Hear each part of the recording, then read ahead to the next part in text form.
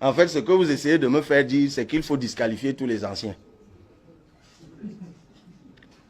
Moi, je vous ai dit que les anciens, de toute façon, pour nous faciliter la tâche, c'est ce que j'ai dit, que les anciens, pour nous faciliter la tâche, se mettent d'abord ensemble. Notamment les plus âgés, les septuagénaires. Après maintenant, nous les cadets, on va entrer en discussion sérieuse avec eux. Et ensemble, on va analyser, on va chercher ensemble le choix qui porte le mieux.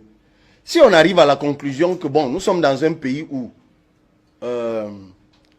peut-être les gens préfèrent les aînés, les anciens, mais si on arrive à la conclusion que l'électorat préfère la jeunesse, tout dépendra.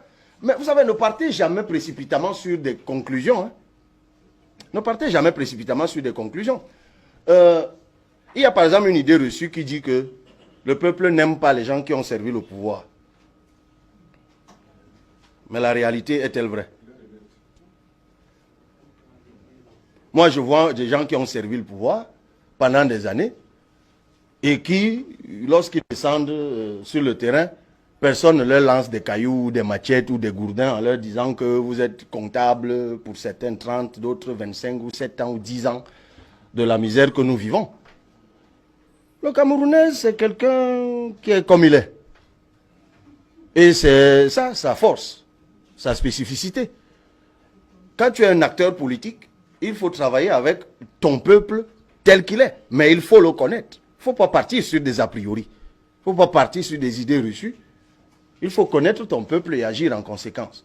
Donc, on verra tout ça se dessiner lorsque les aînés se seront déjà mis ensemble et auront choisi l'un d'entre eux. À partir de ce moment, on aura les retours du peuple. Et on avisera. Après tout, on a un patron hein, quand on va aux élections. C'est le peuple et rien que le peuple. Et ce peuple, c'est aussi vous qui êtes là.